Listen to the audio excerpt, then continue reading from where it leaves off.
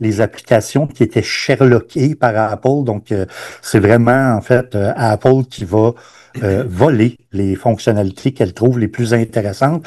Et à chaque WWDC, ben, il y a effectivement une liste d'applications qui sont Sherlockées. Donc, on a parlé de Spotlight qui était amélioré. Donc, il y a les applications Raycast et Alfred et Launchbar qui sont des applications qui sont très, très, très populaires, qui sont Sherlockées. Donc, pour 80% des utilisateurs qui utilisaient ces applications-là, le fait que maintenant ce soit natif au système va peut-être faire que on va abandonner l'utilisation de ces applications-là qu'on a probablement payé en perdant peut-être un 20% des fonctionnalités qu'elles nous donneraient au profit du fait qu'elles soient Ouais, puis là, tu as toute natives. l'équipe de développement de la compagnie derrière qui subitement se retrouve Hey gang. Ouais, c'est ça. Va falloir en laisser partir une coupe. Le call assist, le screening, c'est-à-dire pour se débarrasser du monde, il y avait des applications comme RoboKiller ou Truecaller C'est ça, qui c'est ça. permettaient déjà ça, mais le fait que ce soit natif, encore une fois, va faire que ça va être beaucoup plus transparent, beaucoup plus facile à utiliser. On n'a pas parlé, mais il y a le tracking ou en français, là, le pistage de colis que tu peux rajouter dans l'application Wallet. Ben, il y avait un paquet d'applications qui étaient dédiées à ça puis qui vont perdre leur utilité. Hey, Même, ça, c'est phénoménal, là. Ben, ça, c'est ouais, cool parce qu'on a 22 applications de tracking dans notre téléphone. Puis là, Mais là, tranquillement. Wallet, on a-tu une description de quel transporteur ils vont couvrir? non, Ça pas va être les plus nécessairement, mais gros au départ, le ça va être les plus USPS, gros. UPS, Fédéral Express, ce genre de Parce choses-là. qu'écoute, s'ils couvrent les grands transporteurs comme Purolator, Post Canada, Ça va être le cas. US Postal et compagnie, c'est un énorme changement positif, là. Oui, exactement. C'est moins les comment ça s'appelle les Intelcom puis bon les autres là, mais déjà si ça fait les gros, ça va être intéressant. Le pistage des vols d'avion qu'on a vu un peu plus tôt dans les live activities, il y a une application qui s'appelle Flighty qui faisait ça. Ou Flight Euh, Radar, ou ouais, Flight ou Aware. Il y avait d'autres il y en applications a du même genre. il y en a un paquet. Il y a l'intégration des modèles AI dans Xcode bon, maintenant, ça fait que ChatGPT est l'assistant par défaut dans Xcode 26. Il y avait une application qui s'appelait Alex pour Xcode qui permettait ça, mais maintenant, c'est natif. J'en ai parlé un petit peu plus tôt, mais la capture locale du iPad pour ce qui est de la vidéo et de l'audio qui remplace Riverside. Les notes sur la Apple Watch, Ça, il y en a une comme je tonne. disais, il y a un paquet d'applications comme Bear ou autres. Ah oui, une petite fonctionnalité dans macOS là, qui permet, parce que à cause comment on l'appelle, le notch, l'island, Ouais, l'île, là, l'endroit où l'île où il y avait où il y a la caméra, là. la caméra dans macOS, on a une barre de menu où est-ce que souvent il y a quelques mots qui se retrouvent à droite de la barre de menu et là on a moins de petits icônes à côté de l'heure qui peuvent apparaître, là, soit la loupe pour Spotlight, les écouteurs, peut-être que votre anti-publicité se retrouve là, l'application mot de passe peut être là, la batterie. Et on a maintenant la possibilité de choisir quelle application va s'afficher ou ne va pas s'afficher là, ce qui vient remplacer une fonctionnalité que Bartender Avait et une développé. autre application Ice permettaient d'avoir.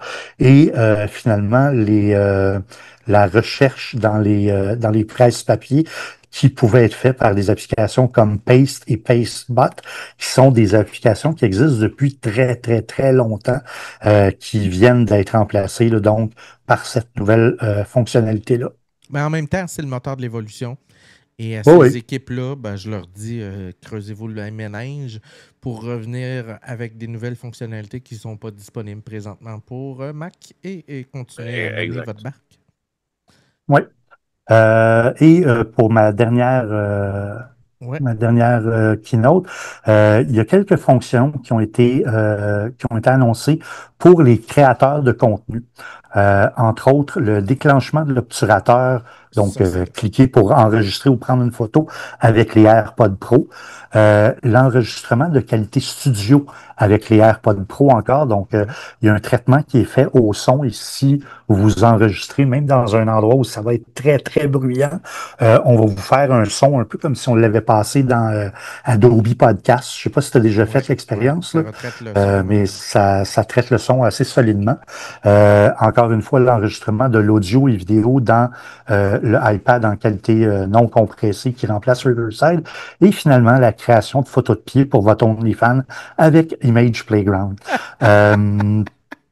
Ça, vous pouviez probablement déjà le faire si ça vous dérangeait Merci pas de... Alexis de nous tenir informés des fonctionnalités qu'on a vraiment de besoin. Tout à fait. Finalement, quoi de neuf pour les équipes techniques? Donc, un déploiement de PC, là, ça se fait avec ce qu'on appelle des GPO, Ouais. pour ceux qui savent le faire, Quand tu développes avec des des flottes ou systèmes des employés, ces choses-là. exactement, ou avec, bon, maintenant, ça va être avec Azure et Intune, Mhm. mais du côté de Apple, on essaie de faire un peu la même chose avec ce qu'on appelle des MDM, des Mobile Device Manager ou Mac Device Manager ou Machine Device Manager, tout dépendant là, à quel produit ça s'adresse. Donc, on a des petites fonctionnalités, là, les plateformes SSO, donc Single Sign-On, sont maintenant parties Intégrante, intégrantes ce qui veut de dire qu'un l'assistant employé de qui lancement. utilise, exemple, Microsoft Sign-In ou whatever de l'SSO qui se sert, le Oui, iPad ou le Mac va s'ouvrir avec ce SSO-là de base, ce tout qui est à très fait. cool. Là. Amélioration au niveau des comptes Apple ID gérés. Donc ça, c'est très technique, mais ce qui se passait, c'est qu'il y a un déploiement qui se faisait dans une entreprise et du côté de Apple, au lieu de au lieu de créer un Apple ID manuellement pour chaque employé, on était capable de le faire sur une plateforme qui s'appelle Apple Business Manager ou Apple School Manager. Moi, avant que ces plateformes-là existent, je me suis fait demander de créer euh, genre en 2 semaines, 120 comptes Apple ID manuellement. C'est Je n'ai pas fait ça. c'est quelque chose. Oui, il y avait, avant que je sois là, il y avait 2 secrétaires qui faisaient, pas à temps plein, mais ça leur prenait 2 semaines. Je suis allé trouver sur GitHub un script et je suis pas programmeur. J'ai gogossé dedans, j'ai trouvé pourquoi il marchait plus, je l'ai amélioré. Il était pas stable, il était pas parfait, sauf que ça m'a pris 2 jours créer 120 comptes Apple ID. Essayez pas ça à la maison. Pas parce que je suis un professionnel, mais parce que si vous voulez le faire d'une adresse IP unique, Ouais. faut communiquer avec Apple avant Ouais, parce que ça et allait te leur faire dire, bannir tout de suite. c'est ça, il y a 120 nouveaux Apple ID qui vont être demandés de cette adresse IP-là. Bannissez-moi pas. Bref, donc, ces comptes Apple ID-là gérés, ce qui se passe, c'est que il y a peut-être quelqu'un dans ton entreprise, là, un boomer, qui n'a pas d'autre adresse email, qui a utilisé celle de la job pour se créer un Apple ID quand il a eu son téléphone. Puis là, ça fuck le chien parce que toi, tu essaies de créer un Apple ID d'entreprise avec son adresse email, mais il te dit non, je suis désolé, il y en a déjà une. Fait que ils ont fait des trucs pour régler ça, puis sérieusement, là, Il était temps. c'était fatigant, là. Ouais. Amélioration au niveau de la migration du système de MDM. Donc, si tu utilises un système qui commence à être vieillot, qui est plus nécessairement supporté, comme bon, il y en a qui sont plus vieux, tout ça, et que tu veux passer à quelque chose de plus récent, mais c'est plus rapide, plus facile, et t'es pas obligé de formater et réapprovisionner toute ta flotte. Donc ça, Ça, c'est c'était quand fabuleux. même là, ouais. Et bon, le MDM maintenant qui permet la gestion du Apple Vision. Donc, tu es capable de envoyer des policies, des applications, des trucs comme ça avec des plateformes Ça, c'est hot MDM. parce que là, tu peux faire des Apple Vision pour ton école en restreignant certaines applications, un certain store et whatever ce que tu veux dedans, là. Exactement. Très, très cool. Je pense que on a fait un fucking gros tour d'horizon. Écoute, je regarde ça, là, on a commencé à 7h30. 7h30-ish à 10h30. Je pense que c'est un guide qui est Puis, assez complet. puis on n'a pas tout couvert là, nécessairement. Non. Là. Il y a d'autres choses là, On est allé dans dans le tout ça. portrait très, très général parce qu'il y a du fine-tuning dans plein d'affaires, mais je pense qu'on a fait un portrait pour le monsieur, madame, tout le monde qui voudrait se faire une tête sur qu'est-ce qui est d'intéressant, de qu'est-ce qui est moins intéressant, les moins bons coups, les moins grands coups. Fred, es-tu convaincu ou Ah, je ne serai jamais convaincu par. On t'entend plus, Oh! Fred? On a perdu le son. Sur le iPad et sur le. Là, tu viens de Hein? revenir. Là, tu viens de revenir. OK. Mais sur l'iPad, l'Apple Watch, je trouve ça cool. Il y a des bonnes choses là-dessus. Mais tu sais, pour moi, 90% de ce qu'on a montré ce soir, c'est du flafla. Ce n'est pas de l'utilitaire. Puis, étant un utilisateur, un power user, comme on dit dans le jargon, moi, un ordinateur, c'est un outil de travail, c'est pas un outil de divertissement. Et je trouve que souvent, Apple ont délaissé ce volet-là. Puis c'est ce que je trouve plate. Tu sais. Il y a plein d'améliorations qu'ils devraient apporter à leur système. Et je trouve encore une fois qu'on se concentre sur des choses qui sont très, très fluff. Là. Ben, écoute, T'es pas le seul à penser ça. T'es pas tout seul à penser ça. Ils ont fait un gros Non, coup il y de a barre dans il y les a beaucoup de dernières monde années. il y a beaucoup de monde qui aimerait que Apple cesse de sortir là, des fonctionnalités semi-cuites dans leur système, qui arrêtent une année puis qui fixent ce qui fonctionne pas. Parce que ça fonctionne. Quand ça fonctionne, c'est super. Puis quand ça arrête de fonctionner, t'as aucune crise d'idée de pourquoi. Non, Fait puis que, c'est ce que je reproche à l'environnement d'Apple, c'est que tu ne peux pas régler quelque chose. C'est C'est impossible. compliqué. Puis ça, je vais te le donner. Les choses, tu sais, Apple, là, c'est magique. Tu rouvres une application, un programme, quelque chose, il fonctionne right off the box. Tu copies-colles, wow, ça marche. Mais quand tu as quelque chose, un process qui plante ou whatever, là, tu as besoin d'un Alexis, pape du Mac, qui vient te chercher par la main parce que tu peux chercher longtemps qu'est-ce qui les voies du marche. Mac sont impénétrables. Les voies du Mac sont impénétrables. C'est exactement ça. Écoute, sur ça... Juste une dernière chose avant de partir. Cette semaine, du jeu vidéo, il n'y en a pas beaucoup sur Mac, mais si vous aimez jouer à des jeux de cette mauvaise compagnie de jeux vidéo qui est Ubisoft, ou encore jouer à Civilization, sont rendus au 7. Steam existe sur Mac, mais jusqu'à maintenant, c'était une application qui était faite pour fonctionner avec la couche logicielle Rosetta. C'est-à-dire que c'était fait pour les processeurs Intel, puis la couche Rosetta permettait d'ouvrir l'application sans problème, mais c'était long. Vous pouvez maintenant aller chercher la version bêta de Steam qui est fait pour les processeurs Apple Silicon et vous allez avoir une bien meilleure expérience. Ça ouvre beaucoup plus rapidement, donc profitez-en là, puis allez chercher ça. J'ai une question pour toi. Oui. J'ai une question par rapport au gaming parce que de voir, moi, tu sais, quand je regarde puis qu'on me dit qu'on est capable maintenant de syncer les manettes de PlayStation, Oui. On sait que maintenant, les jeux, 90% des jeux, il n'y a plus de support physique. Est-ce qu'une association entre Sony et Apple serait quelque chose qui serait envisageable dans les prochaines années? C'est quelque chose qui doit peut-être pas une association, mais c'est clair qu'il y a un coup de barre qui est en train de se faire en background, puis on a encore des grosses surprises à venir. Ouais. Parce qu'écoute, la journée où Mais les jeux PlayStation sont disponibles sur Apple, Ouais, en fait, les jeux Xbox, en fait, les jeux Xbox, les jeux PC, là, les jeux Oui. que vous retrouvez sur la Game Pass, la philosophie de Microsoft, c'est sur le plus en fait, les autres, ils commencent à se sacrer complètement de la console.